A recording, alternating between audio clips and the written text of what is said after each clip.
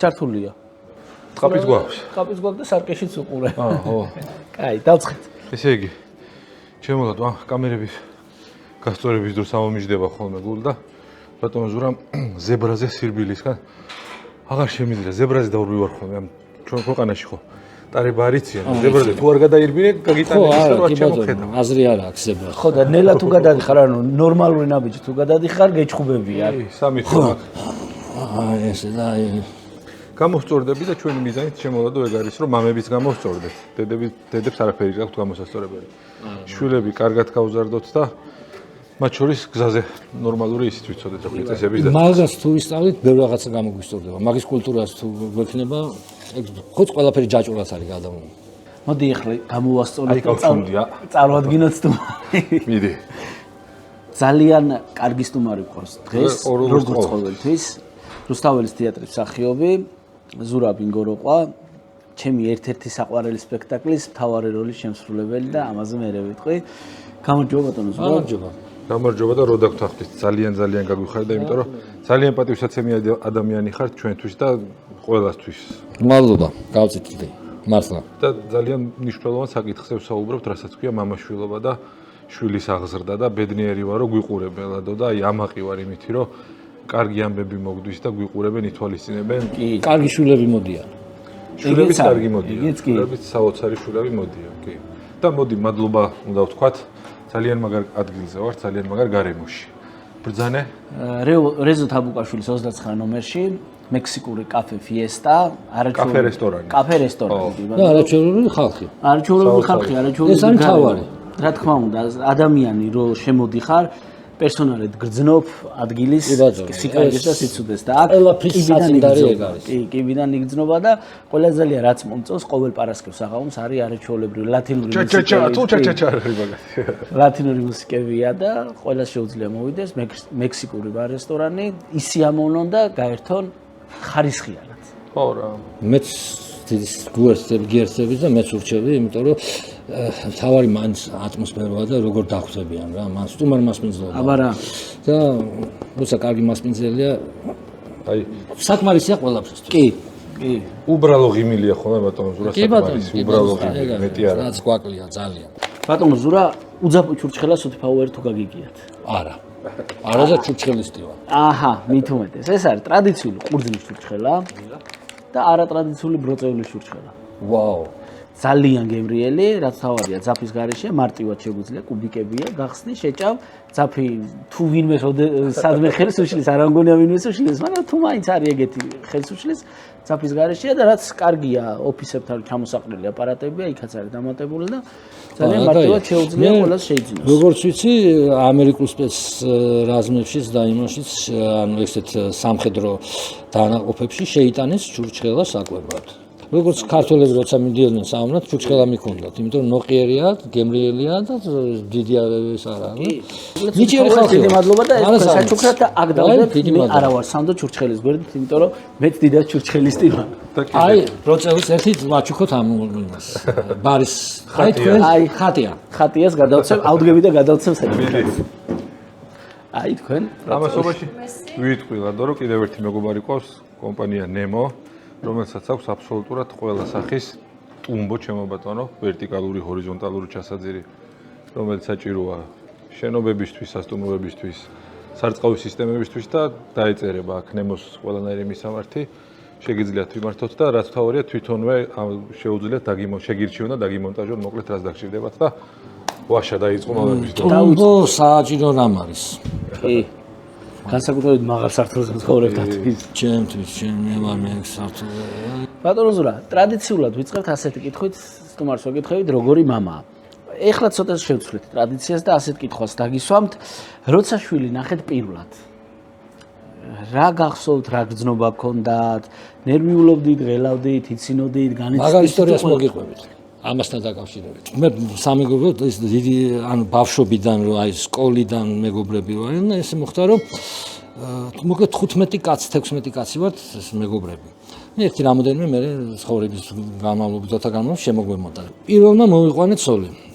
ცოლი მოვიყვანე ჩემი ძმაკაცის მამი და ძმაკაცის ბიძა გავხდი. იმათთან ჩვენ პატარა წლოვანებით უბრალოდ მამი და იმისი და ძმაკაც ბიძიკო მოდი აქ ხო და და პირველი ბავშვი იბადებოდა ეს არის პერიოდი 1994 წელი როცა არაფერი საქართველოში არ არის არც შუქი არც გაზი არაფერი და 2 დეკემბერს მოევლინა არა და როგორ ვიცი რომ მივედით სამშობიაროში ექიმთან თავად რო დავდიოდით ნუ მას უნდა და მისი ძმა არის ნოემბრის 28-ში თუ 29-ში დაბადებოდა და ნუ ძალიან თან გიждდება მის ძმაზე და ძალიან უნდა რომ აი დაამთხოვოდა და სადღაცას 25-ში ვიყავით და აი დიდი შანსიაო რა ექიმი ძახის და ნუ თუ არ მოხდა თვის ბოლომდე მოიცადეს და მე პირველ რიგში მოდითო რა და უნდა ჩავერიოთო რა და მოკლედ არ მოხდა ეს და 2-ში მივედით და ეს პერიოდია ბენზინი რა არის ანუ ბენზინი მეგობელმო წავიდა მას გარდაბანში იყო სადღაცას და არ გარდაბანში ჩავიდა ბენზინი ხო ანუ ის იყო რა სასწრაფო არ მოდიოდა თუ ბენზინს არ დაახვედრებდი სასწრაფო არ მოვიდა კი ბატონო და მოკლედ მაგ კანისტრით ბენზინი მზად რა და ხა წინასაურში ხომ წავიდა და მეგობრებს ვეუბნები რომ ხვალ დილით წავიდა და ისინი 5 საათზე დილის 5 საათზე მომავალ ჩემს ვეუბნები რომ ადრე წავიდეთ სირცხვილია ხალხი მოდა არა მტკივა მოცელი ხალხი გველოდება სირცხვილია მოკლედ წავედით და მივედით ნელ დამაჩქარებელი გავუკეთეთ რაღაცა და ჩვეულებრივი ზამთარი კარგი ამინდი იყო დავახიშვილის კვაჭანტირაზე თუ გაქვს აკითხული ესე იწყება კვაჭის დაბადება რომ აი ბუნება ირება რაღაცა სასწაული ხდება სამყარო და კვაჭის მოევლინა და მე ვიცი ახლა იმად არ გამოკლებაზე არ ყოლია და რატომღაც ყველა იდო ბიჭია ბიჭის მუცელია ბიჭია მე გოგო მინდოდა მართლა იმიტომ არა გოგო მინდოდა მამაჩოს პირველი გოგო ყავდა და მე მითი მათი ურთიერთობას რო ხედავ ძალიან მინდოდა გოგო პირველი და ნუ ახლა ბიჭია რა მნიშვნელობა აქვს ახლა მაგრამ და ბიჭს ველოდები რა და სადღაცას ესე ექიმმა თქვა რომ გავუკეთოთ დამაჩქარებელი სადღაც 4-ის ნახევრისკენ 3-დან 4-მდე მოევლინებაო და აი 2 საათი რო გახდა 3 დაიწყო 3-ის ნახევრი და ქარმა დაუბერა მოუმატა წვიმა წამოეთოვი და აი ამინდი აი მეთქი ვაიმე ვიღაცას კვაჭი მაქვს ნათამაშებთან და ეს ანუ ზუსტად ის მოკლედ და სამშობიაროში 3 გოგო მშობიარობდა ჩემი ცოლი და კიდე 2 და რუსთავში მშობიარობდა და იქ მოსასწრებში რო ვიყავით და ნუ იმათანაც იყვნენ მაგრამ ჩვენ ძალიან ბევრი ვიყავით რა და შამპანურები მზად ქონდა რაღაცა და იმათ ანუ ორთავე ის ვიღაცები ვინც იყვნენ არც მოკლედ ერთის და მეორეც ჩემმა გოგო გააჩინაო და იქ რუსთავში რაღაცა ჩორნი კაფეს ეძახოდნენ ანუ ყველაზე აი აქ ვიძახოდით თეატრალურ ინსტიტუტიდან წუმპეს ვეძახდით სახინკლეს შევდიოდით და აი საშინელი ის იყო რა და იქ წავალო იქ იმას ვიზამო რა ქვია ხო წუმპე 37 აუდიტორია იყო თეატრალოს თუ ლექციებზე რო იქ მოდიოდნენ და პოულობდნენ ვასო კიკნაძე ცხონებული პრორექტორი და იქ დავლეო ლუდით მაშინ ლუდის სადგეზე რო დაილეო და ისის პერიოდია და ანუ გოგოს რო დაიბადება ანუ სასწაულებს ლაპარაკობენ ერთის მეორეს და თან აღვნენ და პირველი შესრულებიანი სამი და პირველი იმშობიარა ჩემ მეუღლემ და ხო და ჩვენ ხა მანამდე საუბრობდი კაცი ქალი სახელებს ვარჩევდი და მე მინდოდა ანა ძალიან და მას დიდბებიას თამარი ერქვა და თამარი და მე ანა მინდოდა რატომღაც ძალიან და დაიბადა და ექიმმა გამომიტანა წერილი მისი და დაიბადა ანა ინგოროყვაო რა და წერილი აი პირველი ის იყო რომ ცემლები წამომივიდა სიხარულისგან და შამპანურების რაღაცა და სამეგობრების ჩემს მეგობრების გაზრდილია ჩემი შვილი და ძალიან დიდი აჟიოტაჟი ატყდა და ეს 2 აი არ დამავიწყება იფიქრეს ან ეგრევე დამნაშავეთ იგზნეს და მოვინა ბოდიშიო და თქვენ მეუღლეს მოუხადეთ ბოდიში მე რას ხო და აი პირველი შეფასება პირველი ემოცია უბრალოდ იყო ეს რომ ცრემლები წამომივიდა პატარა ბავშვით გულჩვილი გავხდი და ვიტირე სიხარულის ცოტა უცნაური კითხვა დავსა 94 ჩემთვის ასოცირდება სიცივესთან ზამთარი ბუნებრივი გათბობა გქონდა აი ზუსტად ხო სამშობიაროში ხო იყო და მე მაშინ ესეც წესი ეხლაც არ ვიცი რომ დედასთან ერთი თვე პირველი ერთი თვე დედასთან რომ ის ანუ სახში უფრო კომფორტულად ბავშვისთვის თვითონაც ქალი ამ დროს ის არის რაღაც შედარებით უძლური არის ამხილა მოვლენა ამისთვის და მე მინახავს იმაში აქ ხევსურეთში, პირიქითა ხევსურეთში, არხოტის ხეობაში, წინა დღეს რომ იმშობიარა ხალმა და მეორე დღეს, მშობიარის მეორე დღეს მწვადი შეგვიწვა და ასე შემდეგ წამოვიდა და შეშა დაჩეხა და ეგეთებიც მინახავს ვაშკაცი, სხვა ვაშკაცი არა, სხვანაირი ბუნებიდან გამომდინარე ეს.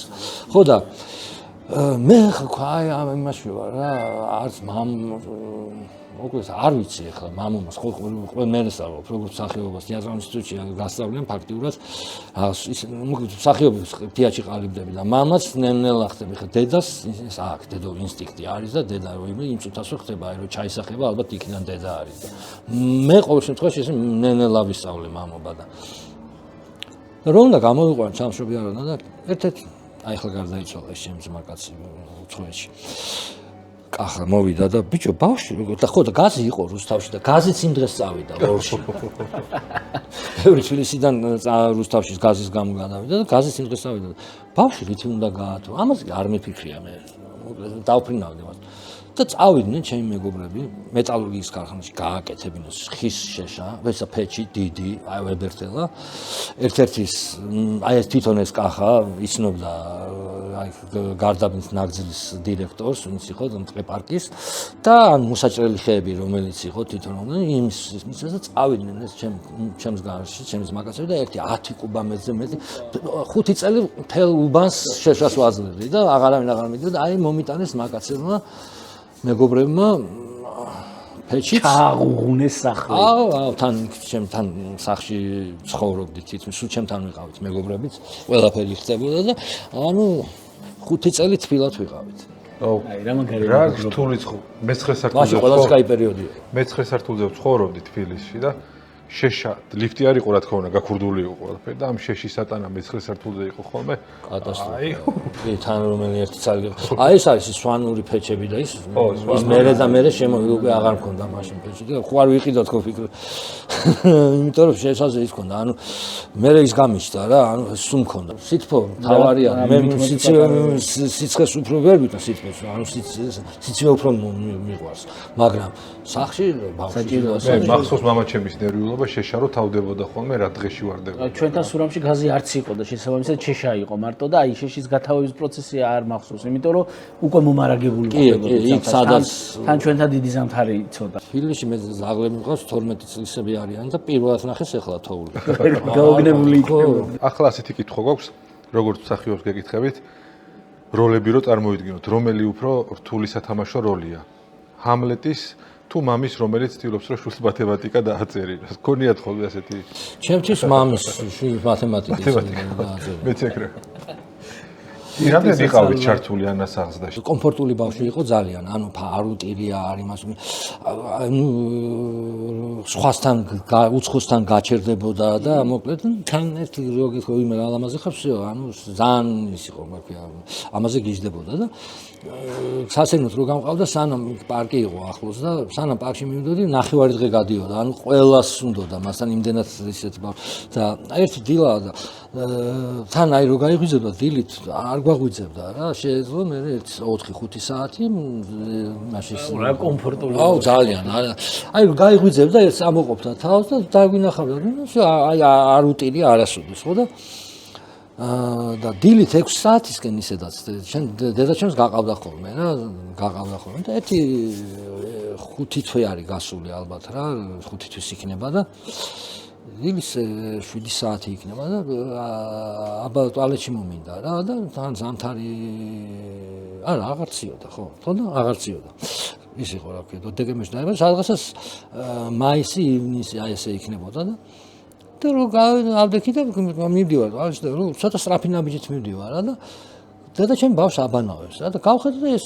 ცხონებული ჩემი ძმაკაცი აი შეშავინც მაგა ლაჟოს ვეძახთის და ეს ლაჟოც იმაშვება რა დედა ჩემი და ლაჟო კახა აბანავენ ბავშვს ლაჟო შენ ახ რა გინდა მომთხრა და დედა ჩემი ლაჟო 5 თვეა ყოველდღიურად მოდის და ერთად ვაბანავენ და აი იმ დროს გავიგე მე აი შემთხვევით რა მაგარი ხო და აი რამოდენიმე აი იყო ერთი რაგბის თეატრში მეგო მამუკა თუ დედა ჩემიც არ იყო სახში რაღაცა მას უტოვებდით ანუ ჩვეულები ჩვენ თუ სადმე მივიდოდით რამდენი წელს იყავით ბატონო ზურა 22 წელს ვიყავი ბავშვობაში ხო მე 4 კურსს ვამთავრებდი. ცოლი მოვიყვანე სულ მხიარულობა იყო ჩვენ ჯგუფში, ანუ ძალიან მხიარული ჭოლა ისეთი კაცია თვითონ რა, რომ სულ კარხასიაძე ხარ და ბინა მაჩუკეს დოლიძეზე ერთად ახიან ჩემი ძმის ბინა იყო და მოკლედ მე და ჩემი მეგობარი ზურაკის მაიშვილი ეროსის ძმა ჩემი ბავშვობის ბაღიდან ერთად ავარს და მისი მამიდა არის ჩემი მეგობარი და მე და ზურაბ ცხოვრობდით აქ და ეს მოდიოდა მაშინში მქონდა სიყვარულის პერიოდი და გვილაგებდა საჭმელს გვიმზადებდა რაღაცა და ესე პატრონობდა რა და თვითონ ვერაზე ცხოვრობდა მაშინ და იმ საღამოს ერთ-ერთ გვიან მოჩი თან მაშინ ტრანსპორტი არც თბილისში არ იყო რაღაცა და დარჩა ჩვენთან რა ხო და დილით მე გამიღვიძა წამოვედი ინსტიტუტში უბრალოდ 11-ზე რეპეტიცია მქონდა გიძმაშვილის მე უნდა წასულიყო და რომ მოვედი ინსტიტუტში მაგარი მოწყენილები დავხდნენ აი ეგეთი არ ყოფილა აი უხასიათოდ არ იღიმოდნენ არა დუტაც უხასიათოდ იყო ჭოლას და ცოლი მოვიყვანეთ მივადექი და ის სახში იყო და მოგიყვანეთ ცოლას და აი ესე მოვიყვანეთ სახში მე ერთი თვის მე გავაგებინე ბატონ ზურაბ, ერთ ინტერვიუში ასეთ რაღაცა საუბრობთ, რომ დაქორწინების 20 წლის შემდეგაც კი ცდილობ, რომ ჩემი მეუღლის პლუსები დავინახო და თავიდან შემიყვარდეს და მისთვის უფრო საინტერესო გავხდება. ცოტა რთულია. მარტივი ამბავი არ არის, 20 წლის მერეც ადამიანში სიახლეს ეძებდე, პოულობდე და მისთვის საინტერესო საკეთებდე. როგორ გავაკეთოთ ისე, რომ მეუღლეებისთვის წლების მერეც საინტერესო ვიყო? ჩემი აზრით პირველი ის არის, რომ ადამიანები მიყვარს ძალიან. და მე ვარ ადამიანი, რომელსაც ჭიქა ნახევრად სასავსეას ვამბობ რა და ეს ძალიან თვითონ ბუნებით ავარ ესეთი, მაგრამ ცხოვრებაში ძალიან მეხმარება. ანუ სულ დადებით ხედავ ყველა, ანუ უარყოფითი არ მაქვს ვინმეს მიმართ და ისედაც ცხოვრებაში ისე მოხდა, რომ ეხლა ამას არ უნდა ვამბობდი ალბათ, მაგრამ ინსტიტუტში, თეატრში, ყველგან სადაც მიწევს ურთიერთობა ადამიანებთან, სუსტი ადამიანები ჩემ ფრთებს ქვეშ არიან.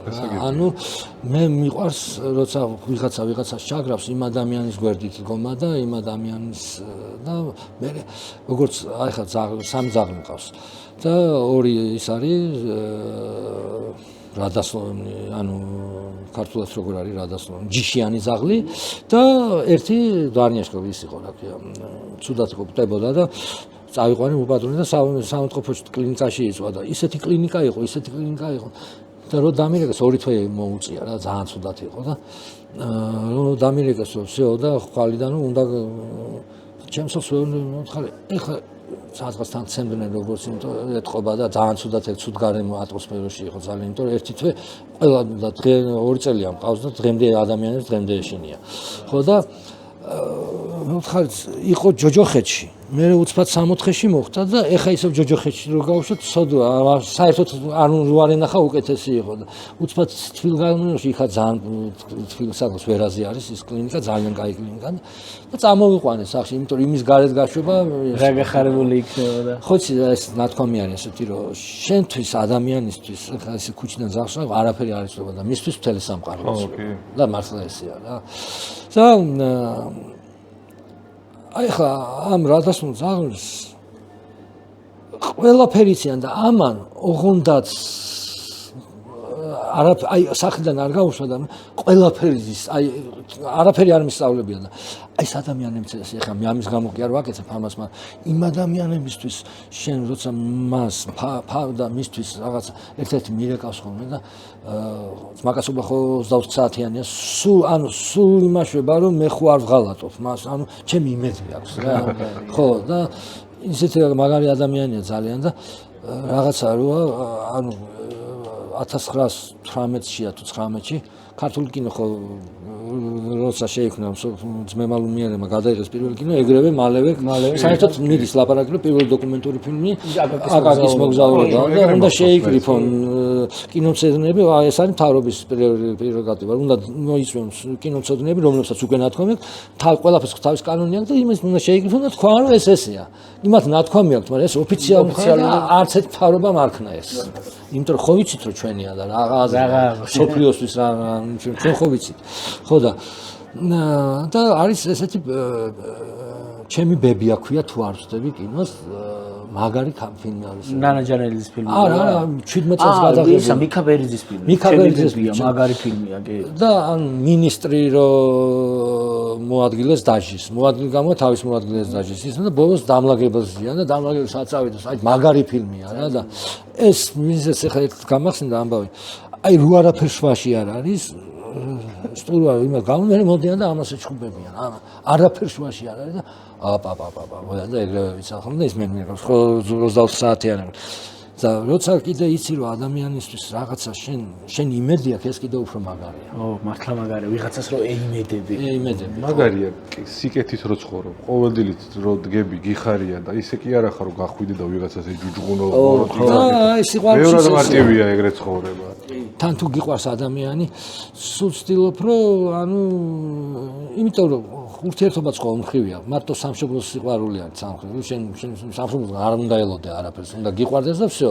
იმან რა უნდა ხო და დანარჩენი აი ესეც ორი ისა აქვს რა და ორმხრივია, რასაც გააცემ მე გინდა რო არიღებ ეს არის უბედურება და ამიტომ სულ ვცდილობ რომ გავიღო რომ ფაქტურად მაინც გამოდის რომ ჩემი თავის უსვლის. რაც თავი ამას შვილები ხედავენ და ისეთივე კეთილი და კარგი გაიზრდება, რასაც ხედავს ოჯახი. ხო, ეს ესეა, ანუ მე თვითონ მე გავიზარდე, მამა ჩემს უყვარდა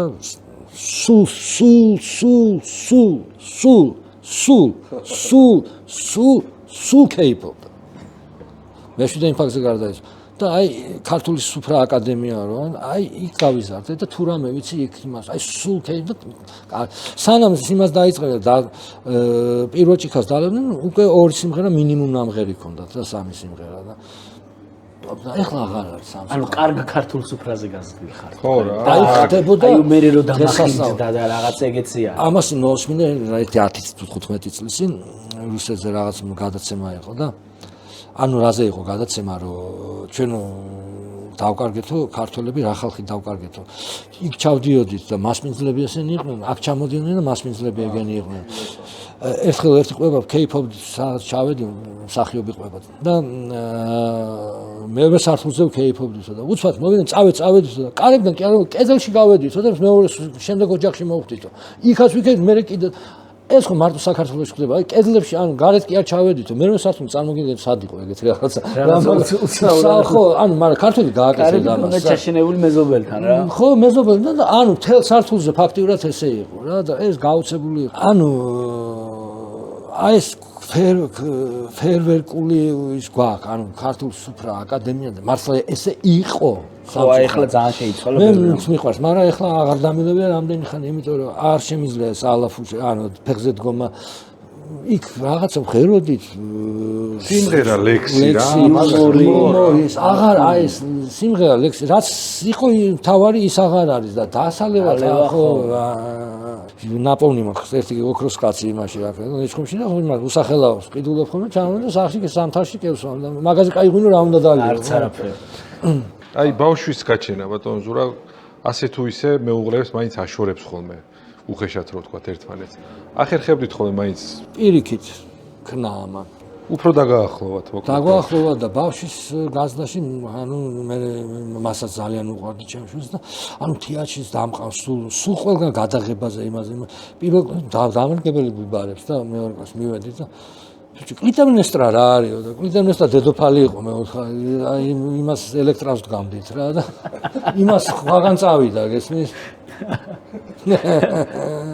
ხარანზურა რეპეტიციებს დამყავდა თეატრში დამყავდა ობრძანეთ მაგან ხო არ განაპირობა თქვენი შვილის სამსახიობო ალბათ რა რეაქცია ჰქონდა და როდესაც გადაწყვიტა რატო რომ ყველა პროფესია რთულია ყველა პროფესია სახიობის პროფესია უფრო რთული რატომ არის ვიტყვი და ქალისთვის სოფლიო დრამატურგიაში სიტყვაზე რო ავიღოთ თუ არის 100 როლი 95 არის კაცის როლი 5 ქალის როლი ეს არის ამ 5 როლიდან 3 არის 15-დან 18 წლამდე ოფელია ჯულიეტა და ესენი პატარები არიან და მე ის ორი როლი არის ანუ შუა საქმს გადაცილებული 60 წელს ანუ უკვე ბაბუშკობაში ბებიაობაში გადასულებიდან ეს პერიოდი ბალზაკის ასაკიდან დაწყებული ბებიობამდე როლი არ არსებობს დიდ დრამატურგიაში და თითქმის მსახიობების 99% ქალების აქვს დეპრესია ეწყება და ამიტომ არ მინდოდა რა რომ და ის კიდე რომ შევხვდეს ის ჯულიეტა და რაღაცა და ოფელია უნდა გაგიმართლოს და გარდა იმისა რომ ნიჭიერი იყოს ბედნიერ ვარსკვლავზე რომ იმ შენ მოგცენ გესმის და თუ იქიდან ის ერთსა აი ძალიან ცუდი ის არის ანუ თეატრში და ადრე იყო რა რომ თქვათ აი აქტრისა თუ იყო მე გრიმის ხელოვნება იყო და გრიმს იკეთებდნენ და თქვათ მოხუცი ახალგაზრდას თამაშობდა ახალგაზრდა მოხუცს თამაშობდა და იყო და ეხლა ეს გრიმის ხელოვნება რო აღარ არის всё მორჩა ანუ თუ ხარ 25 წლამდე ან 30 წლამდე ითამაში თუ არა და მე აი ეს პერიოდი სიცარიელი და მე ეხლა რა მოხდა მე ძალიან არ მინდოდა მას მინდოდა და მე ჩემი მეგობარი რეჟისორი არის მაშინ ილეონში ასწავლიდა და ვაკის არდაფის ის იყო ჯერ თეატრი და მოდი უნდა გამოეშვა სპექტაკლი სტუდენტებთან და წავიყვანო და ეხლა ორთავის გვეუბნება რა რომ წამოყალ იმას გაუხარდა რა თქმა უნდა და გათამაშე პროს თუ ითამაშე და მიხვდებითო ხო ნიჭი გაქვთ რა მაშინ სურა შენ გაჩუმდია და იმიტომ რომ ამაზე მთელი ამბები მქონდა და თუ ვერ შედგა შენი სამსახიობო პირველ მაშინ შენ გაჩუმდი და სხვა რამეზე ფიქრე და დაბრუნ გადავწყვიტეთ და მოგიწია გაჩუმება მომიწია გაჩუმება ეხლა სიტყვაზე ანამ რო გადაიღოს ფილმი თქვენ ცხოვრებაზე რა ჟანრის იქნება ბატონ ზურა და თუ არის რამე ისეთ რომელ ეპიზოდს ამოჭრიდით ასეთი მომენტის თუ შეიძლება რომ არ ვიცი რას გადაიღებს მის მანის მეუნება რომ მიყვარხარ და მაგრამ რა მის გულში რა ხდება რა ვიცი ხო მაგრამ ნუ თვალებზე ხო ვატყობ ახლა მაგრამ მე ვფიქრობ მაინც მას კარგი იუმორი აქვს იუმორი იქნება მაგრამ მაინც დრამა იქნება იმიტომ რომ მე ვარ დრამა და ტრაგედია მეყვარს ძალიან არის საკრალური როლები ერთ-ერთი არის ჰამლეტი. თქვა აი ჰამლეტის როლის შემსრულებელი, აი მაგალითად სტურვამ თურქეთში რო დადგა, იმ თავი მოიკლა.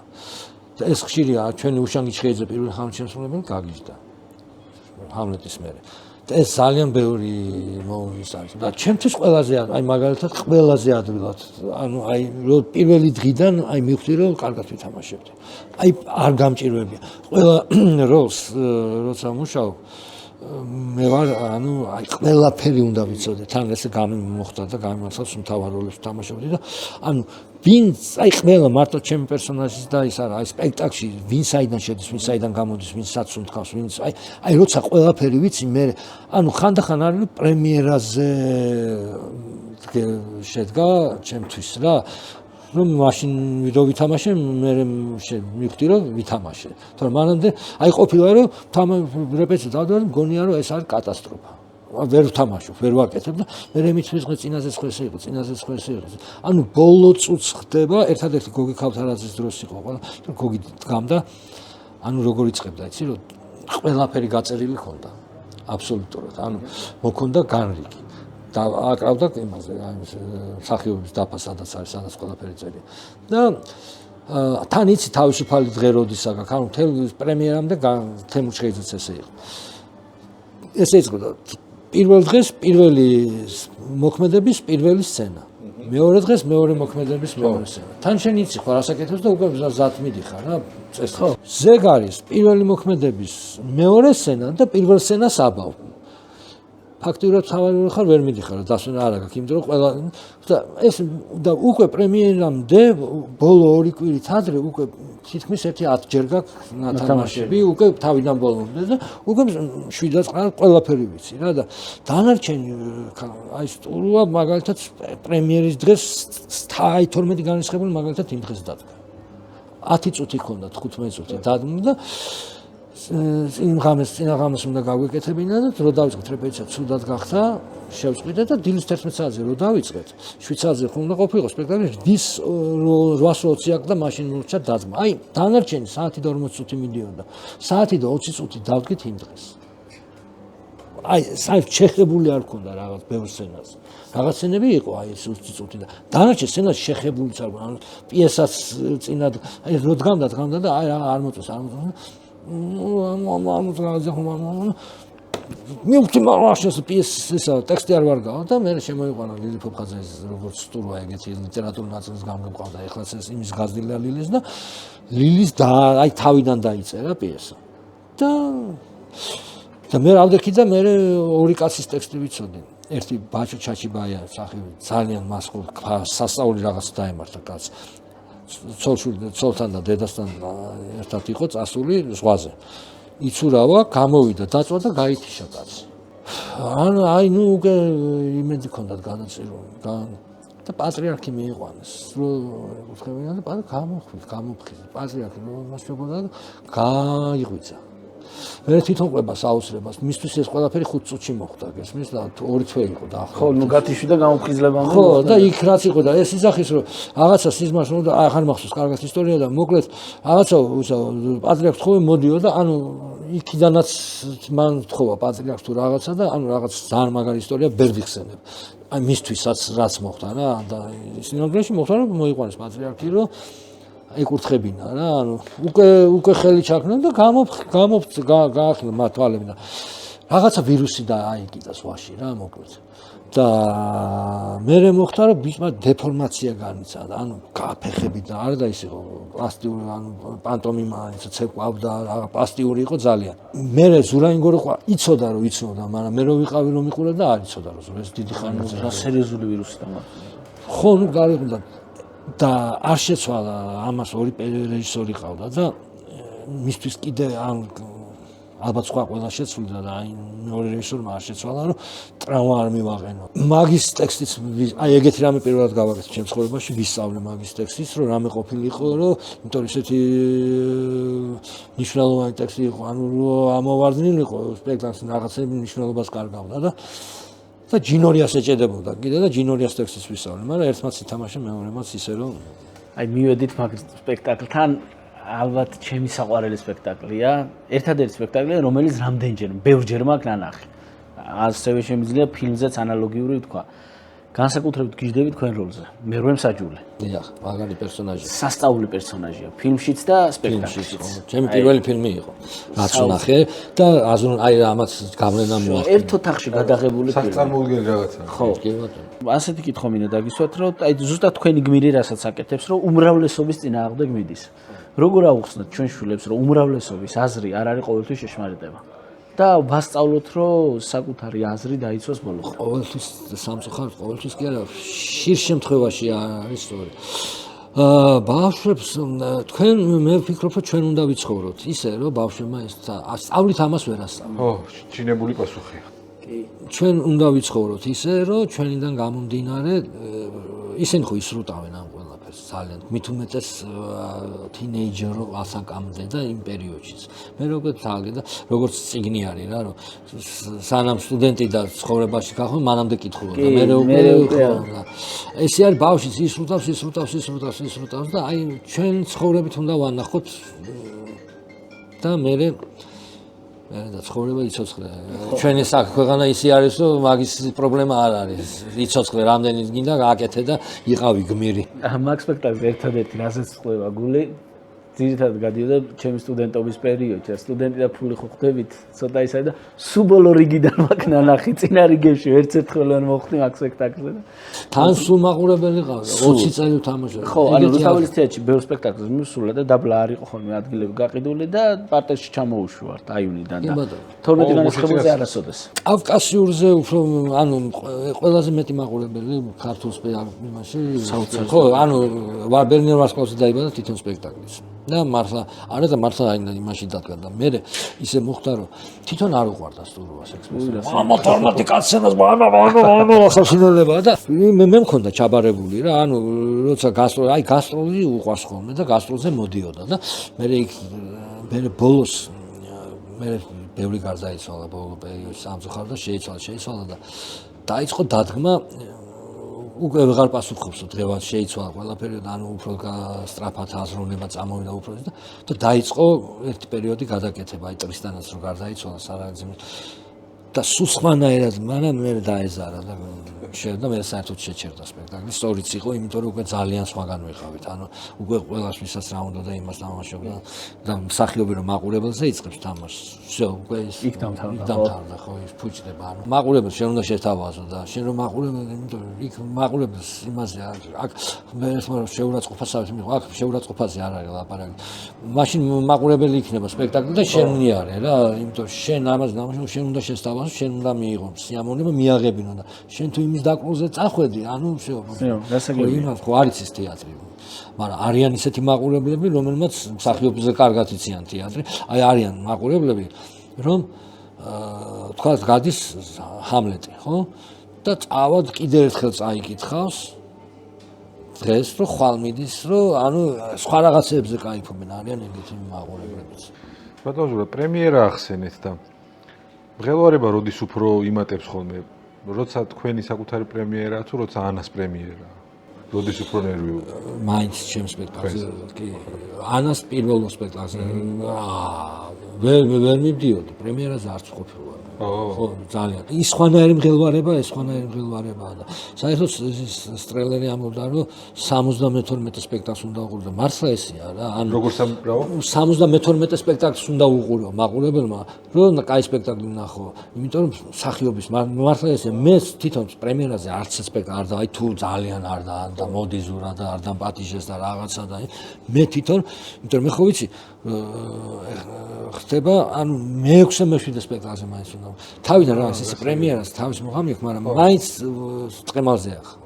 ანუ სხვა ის არის და მე უკვე ნელა ის რაც დააკელე რეპეტიციების დროს რაღაცა და ხო ძირითადად ქართველი არტისტების ზარმაცები არიან და სახში არ მუშაობენ და ანუ მაინც ბევრია დაკლებული რა და მე ნელა იფსება რა და ხო აი 12 განისხებული მე და ჯინორია ვინც მუშაობდით ახლა არავის შეურაცხყოფას არ აქვს ჯადარჩემ პირველ კვირას გააკეთა არის ნიჭიერია დაბადებული ამისთვის პირველ კვირას რაც თამაშა მე აი პირველ კვირას გააკეთა როლი მაგრამ სახში არც იმას არ უმუშავებდი გასეინება ყარაბაღში ერთ-ერთი კარგი ფილმი ბოლო წლების და არის ისეთ პრობლემაზე რომელიც დღესაც ძალიან დიდი სენია ნარკოტიკებს ეხება და 90-იანებში მით უმეტეს ძალიან ბევრი ადამიანი მაგით გარდაიცვალა როგორ აუხსნათ ჩვენ შვილებს რომ ნარკოტიკი არის ის რაც კლავს ხო იცი ადამიანის ბუნება რასაც დააძალებ იმას მიეტანება ეს აქსიომა ანუ ესეც სახელმწიფოს პოლიტიკაც ანუ აი მე ჰოლანდიაში 98 წელს ვიყავი პირველად და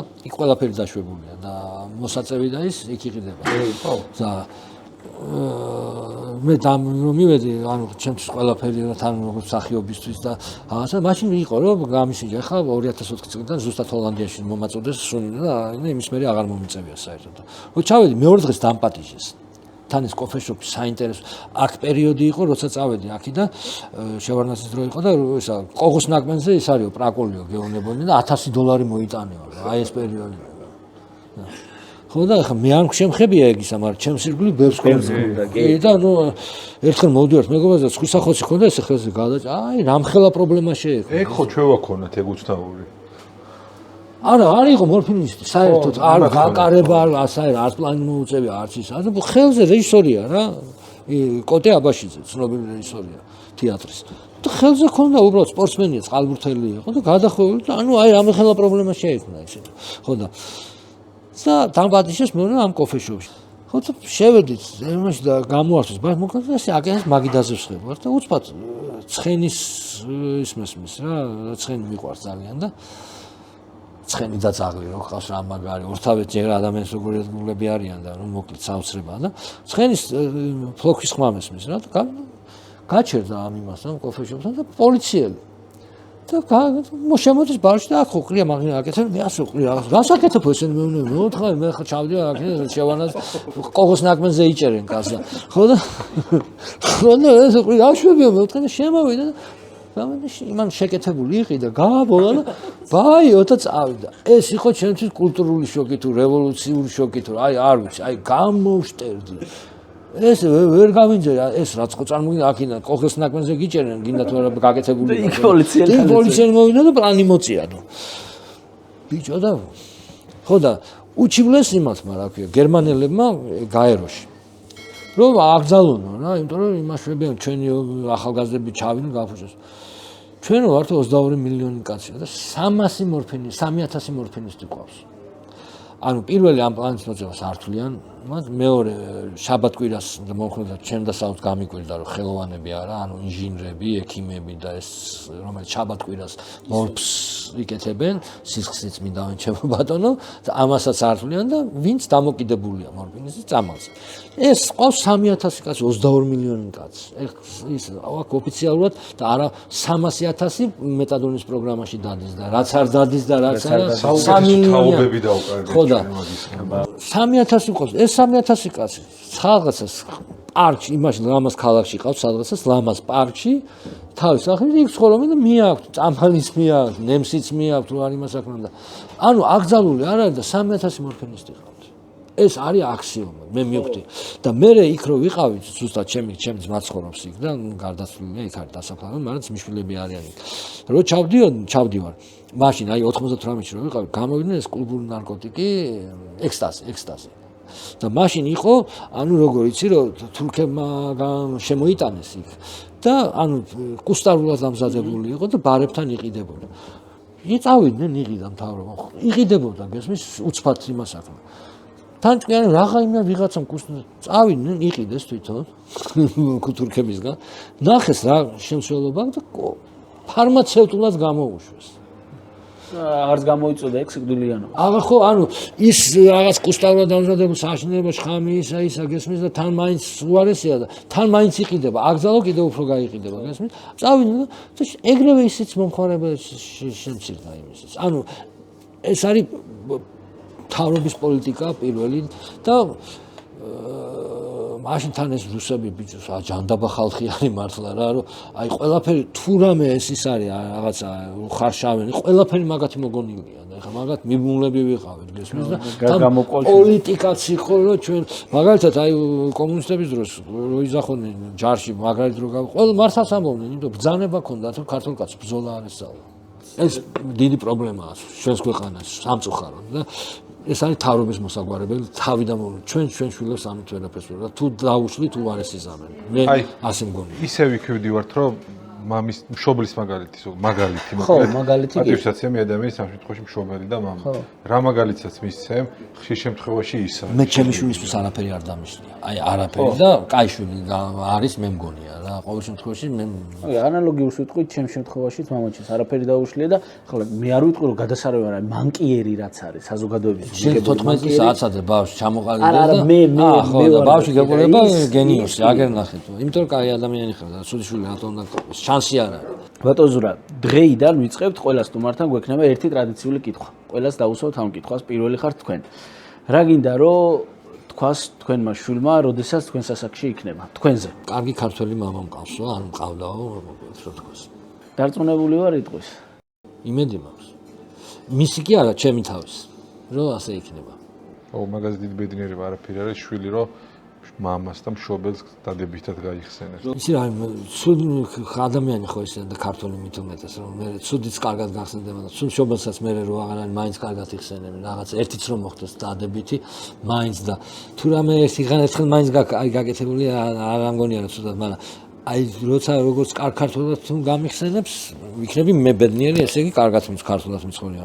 88 წელს ჯერ კიდევ კაშკაშა კომუნიზმი იყო და თოჯინების თეატრში მუშაობდი სანამ ჩავაბარებდი და რუსთავში შაპიტოსავით შენობა იყო დაეწვა ძველი შენობა და ლამაზი ისეთი იყო შაპიტო იყო ნამდვილი და თეატრი ხო ძალიან მიყვარს რაღაცა და რო იმას ჭაღი ეკიდა და სპექტაკლის დროს თუ ოდნავ ქარი იყო რაღაცები იყრებო რაც დაეკიდა დიდი ჭაღი იყო არ ჩამოხსნა მე გადავწყვიტე რომ ჩამოხსნი და გავწმინდო თქო რა და უავენ ვარაგაი ავდექი და დამოუკიდებელი პირველი დროშა რაც ჰქონდა შავი და ჩამოვიდა უშიშროება KGB რა გადავჭი დავკიდე ქართული მართლა თან მამა ჩემი ის იყო ან ჩემ გვარი კომუნისტებს ეროდა პავლინგური ხო ცნობილი იყო ბაბუა ჩემი რომ ვერ იტანდა და სულ ებრძოდნენ და მამა ჩემის თანამდებობის პირი იყო და არც ის არ იყო პარტიული და სულ იძახო და პარტიასთან დედა მყავდა ერთი პარტიული ოჯახში მართლა და პარტიასთან ინტიმური კავშირი მყავს, ცოლი მყავს პარტიული. აი წარმოგიდგენთ ამას კომუნისტები და ხმა მაღლა და თავს უქეიფო და პარტიასთან ინტიმური კავშირი მაქვს. მე იზახო, ცოლი მყავს. გურული კი გურული. ძალიან დიდი უღრმესი მადლობა. მადლობა ბატონო. დიდი პატივისცემა თქვენ და დიდი სიყვარული. ძალიან სასიამოვნო კარგი ადამიანები გაგიცანით ძალიან და დიდი მადლობა. მადლობა ჩვენს მასპინძლებს თაბუკაშვილის კაფე რესტორანი 29 Fiesta. ნომერში, კაფე რესტორანი Fiesta, მექსიკური რესტორანი. კარგავს დიდი მადლობა. მასპინძლებით, გემოებით და მუსიკით. დიდი მადლობა სუთი ფაუერს და დიდი მადლობა ნემოს ჩემო ბატონო. და მაყურებელს რომელმაც გვიყურა და გამოიწერა ჩვენი არხი. ეგ გავიწყდება. აბა ჰე, აბა. აბა ჰე.